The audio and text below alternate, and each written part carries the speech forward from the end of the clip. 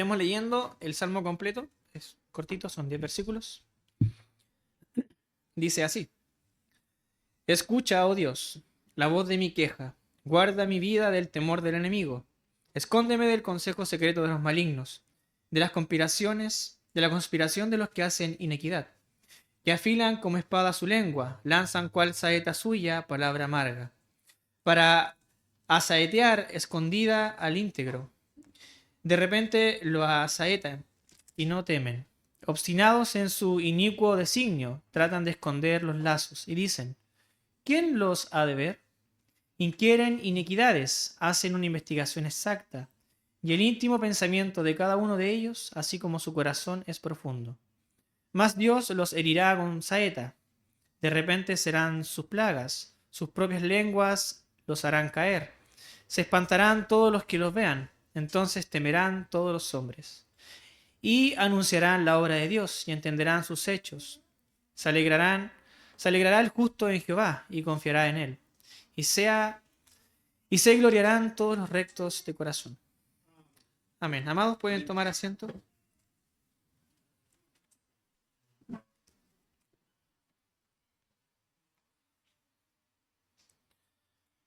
Bien, el título del día de hoy es del abismo del pecado a la gloria de Cristo. Amados hermanos y amigos, el pasaje de hoy que nos toca meditar y profundizar se encuentra en el Salmo 64, donde encontramos la voz de un hombre de Dios clamando en medio de la maldad de los impíos, levantando sus súplicas hacia el Señor, pidiendo ser guardado de aquellos que con sus palabras, con sus planes, con sus maquinaciones, están buscando herirlo, pero también busca destruirlo.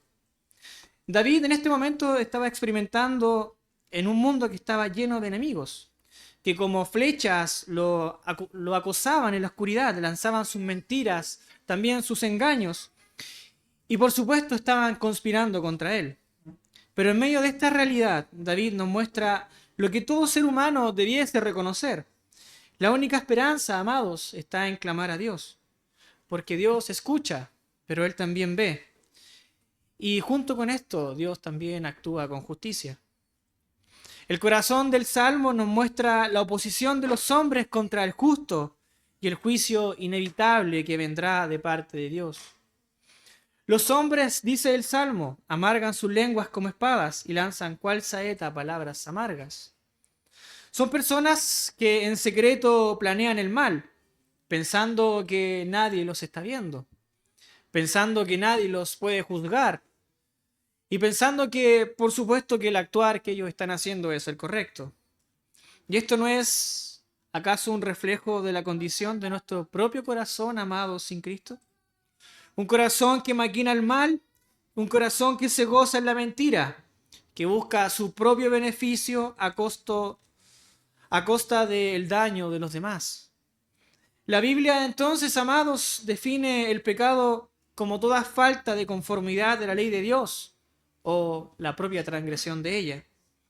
Pecar es fallar al propósito para el cual nosotros fuimos creados. ¿Y cuál es ese propósito, amados? Es vivir para la gloria de Dios.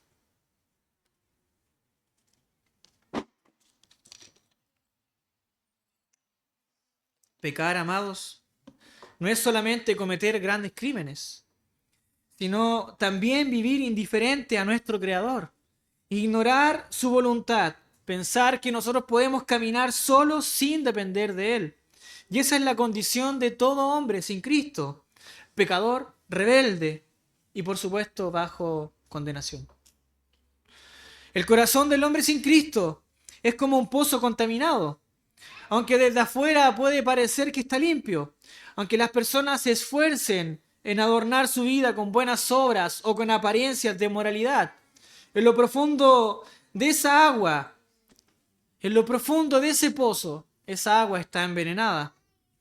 Jesús mismo lo declara en Mateo 15, versículo 19, porque del corazón salen los malos pensamientos, los homicidios, los adulterios, las fornicaciones, los hurtos, los falsos testimonios y las blasfemias.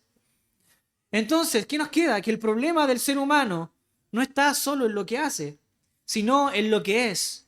Un pecador de nacimiento, con un corazón que está inclinado hacia la maldad, incapaz de agradar a Dios por sí mismo.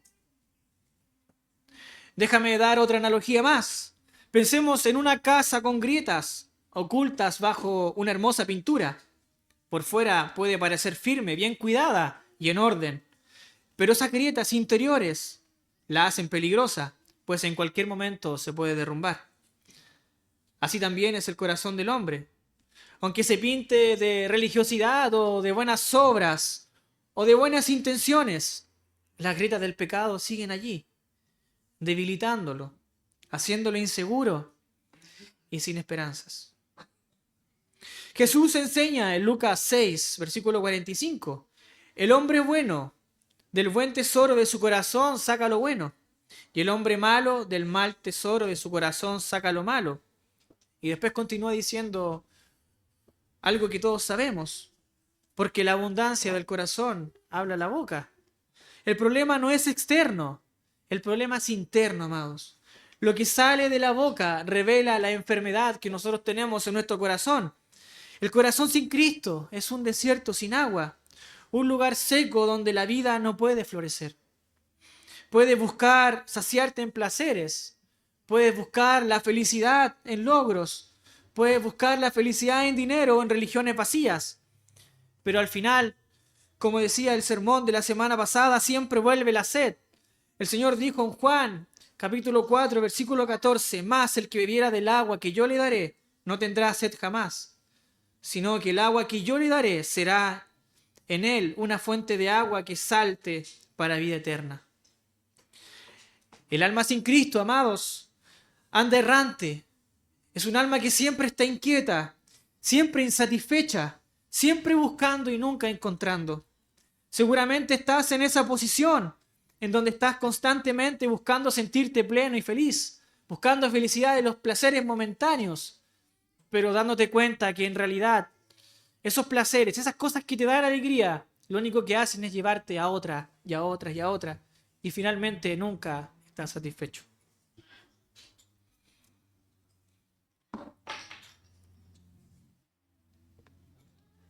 Sin embargo, solo Cristo puede cambiar ese desierto en un huerto regado. Solo Él puede limpiar el pozo envenenado. Solo Él puede sanar esas grietas ocultas y dar un corazón nuevo. Un corazón que ame a Dios y por supuesto un corazón que viva para su gloria. Dios en su palabra, amado, nos enseña que Él es santo, que es justo, que es omnisciente. ¿Qué quiere decir esto? Que nada se escapa de sus ojos. Aunque los hombres maquinen en lo secreto, como decía el versículo, aunque tramen en lo profundo del corazón, aunque piensen que nadie los está observando, el Dios que hizo los cielos y la tierra ve cada intención, ve cada palabra, ve cada obra que tú haces. Uno de los atributos más claros que podemos encontrar en este salmo es su justicia. El Señor no pasará por alto el mal. El pecado no quedará sin castigo. Así como en los días de David Dios se levantó contra los impíos que buscaban el mal, también en nuestros tiempos Él vendrá y se levantará contra los que persisten en su maldad y no se arrepienten. Amados, déjame decirte que este salmo apunta a algo sumamente importante. Nos dice: Dios los herirá con saeta. Es decir, la misma espada que ellos blandieron será la que Dios usará contra ellos. El juicio de Dios es certero, ineludible, es perfecto. Pero amados, aquí está el centro de nuestro problema. Nosotros no estamos fuera de ese grupo de impíos por naturaleza. Todos hemos pecado contra Dios. Todos hemos hablado con palabras con flechas que hieren. Todos hemos maquinado en secreto. Todos hemos pensado que podíamos escondernos de Dios. Incluso hemos llegado a pensar que no podemos tener una mínima oportunidad. Hemos llegado a pensar que tenemos la mínima oportunidad, amados, de poder hablar con Dios cuando estemos muriendo.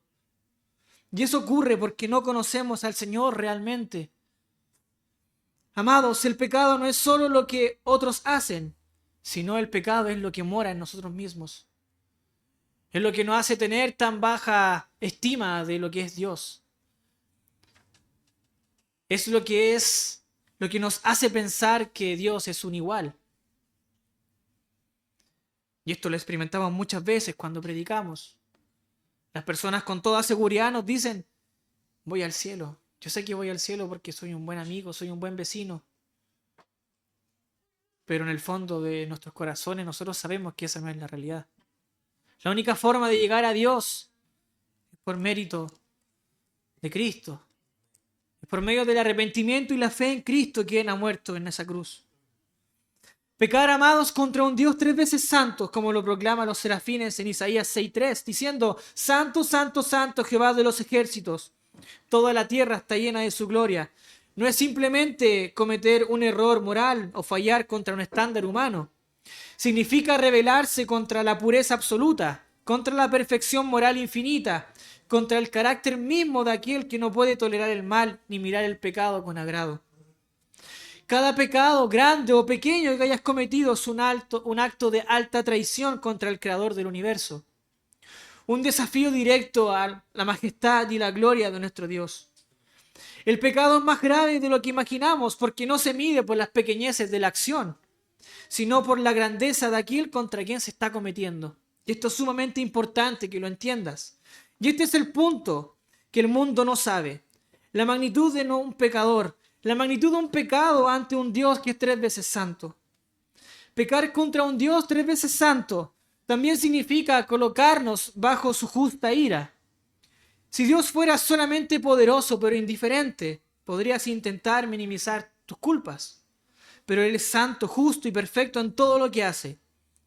Y su santidad demanda que el pecado sea castigado. En su luz no hay tinieblas, y lo que es impuro no puede permanecer delante de Él. Por eso, el pecado no es un asunto superficial, amado, sino un abismo que nos separa de Dios y que nos deja bajo una condenación eterna.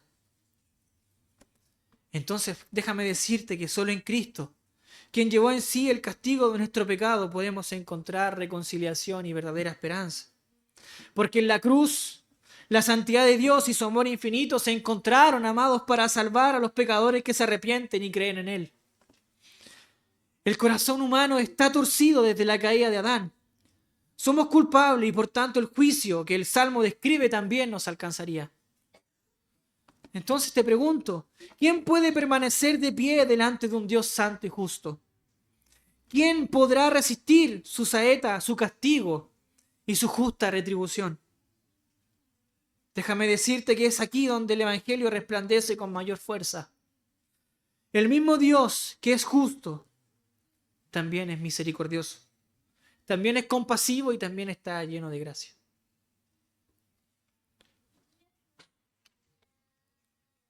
Querido amigo, en Cristo Jesús, el Hijo de Dios, hecho hombre, se ha manifestado la justicia y la misericordia al mismo tiempo. La justicia porque el pecado no quedó sin castigo, pues Cristo lo llevó en la cruz. La misericordia porque ese castigo cayó sobre el inocente en lugar del culpable, sobre el Hijo en lugar de nosotros. Donde David clamaba por liberación, Cristo, el verdadero Hijo amado, clamó en la cruz para que nosotros fuéramos liberados del juicio eterno. Amado, el Evangelio nos anuncia que el justo sufrió por los injustos, que el santo cargó con la impiedad de su pueblo, que el que nunca pecó fue tratado como el pecador más grande, para que nosotros pecadores pudiésemos ser tratados como justos delante de Dios. Venir a Cristo entonces no es una opción ligera. Es la única salida real para escapar de la ira venidera. Rechazar a Cristo es quedar bajo el peso de tu propio pecado. Es enfrentar el juicio de un Dios que no pasará por alto tu maldad. Es ser alcanzado por la saeta de la justicia. La Biblia declara que quien cree en el Hijo tiene vida eterna. Pero el que rehúsa creer en el Hijo no verá la verdad, sino que la ira de Dios permanece en él.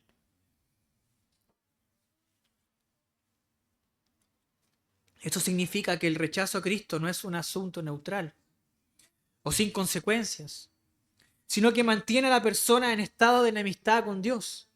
La ira de Dios no es un arrebato de enojo, sino justicia perfecta, reaccionando contra el pecado. Es el juicio santo de aquel que no puede pasar por alto el mal.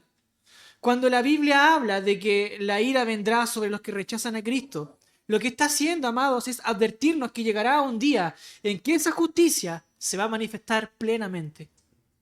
Quien no se refugia en Cristo va a quedar expuesto a un juicio eterno, separado de Dios, sin esperanza ni consuelo. Apocalipsis 20 ya es claro en esto y describe ese destino como el lago de fuego. Y Jesús lo llamó un lugar de tinieblas de afuera, donde habrá lloro y crujín de dientes. Rechazar a Cristo es rechazar el único refugio que Dios mismo ha provisto para librarnos de esa condenación. Así que, amados, así de clara es la decisión. O Cristo carga tu pecado en la cruz, o tú mismo cargarás con él por toda la eternidad. Amigo que me estás escuchando, no endurezcas tu corazón. No pienses que mañana tendrás oportunidad. El pecado engaña, el corazón se endurece. La vida es corta, la muerte es segura y el juicio es inevitable. Hoy es el día de salvación, hoy es el tiempo en que Dios te llama a volver su rostro a Cristo. Reconoce tu pecado, arrepiéntete de tu maldad y confía únicamente en aquel que ha dado su vida por ti. No hay otro nombre dado a los hombres en el que podamos nosotros ser salvos, sino el nombre de Jesús. No hay obras tuyas que puedan limpiarte, no hay religión que pueda salvarte, no hay excusa, amado, que pueda justificarte. Solo la sangre de Cristo derramada en la cruz puede lavar tu pecado y, por supuesto, reconciliarte con Dios. Ahora permíteme rogarte con todo mi corazón, mirando no tan solo el Salmo, sino la cruz misma. Contempla al Hijo de Dios traspasado por los clavos en sus manos y sus pies, coronado de espinas, cubierto de escarnio, soportando la burla de los hombres. Ese sufrimiento, amado, no era suyo, era nuestro. Esas heridas no eran suyas, eran las que tú y yo merecíamos. Cada golpe, cada azote, cada gota de sangre al precio de nuestro pecado. Y te pregunto, ¿cómo podrías despreciar tanto amor? ¿Cómo podrías darle la espalda a quien entregó la muerte, quien se entregó hasta la muerte por salvarte a ti? Mira a Cristo en Getsemaní sudando gotas de sangre al anticipar la copa de la ira de Dios que debía beber. Escúchalo, amado, en la cruz, clamando, Dios mío, ¿por qué me has desamparado? Porque allí cargó con el abandono, con la maldición, con el infierno que tú y yo merecíamos. El Padre descargó sobre él la justicia que correspondía a nuestros pecados, para que tú pudieras recibir el perdón y la vida eterna. Amados, querido amigo, Cristo soportó la ira para que tú recibieras misericordia. Cristo fue condenado para que tú fueras absuelto. Cristo murió para que tú puedas vivir. No rechaces esta gracia tan grande. No sigas caminando en tu propio camino de rebeldía, porque el fin es muerte. Te rogamos que vengas hoy mismo a Cristo. Humíllate delante de Él. Ven en fe y en arrepentimiento. Clama como David clamó. Escucha, oh Dios, la voz de mi queja. Pero no solo pidas ser librado de enemigos humanos, sino del peor enemigo, que es tu pecado. Déjame darte otra buena noticia. Cristo está vivo. Resucitó al tercer día y hoy te invita con los brazos abiertos. Si vienes a Él, ten claridad que Él no te echará fuera. Si crees en Él, tendrás vida eterna, pero si lo rechazas, solo te espera una terrible expectación de juicio. Hoy te ruego por las misericordias de Dios, arrepiéntete y cree en el Evangelio. Cristo es suficiente. Cristo es el Salvador. Cristo es tu única esperanza. Solo Cristo puede sacarte del abismo del pecado. Hermano, te invito a que te pongas de pie para que podamos orar al Señor.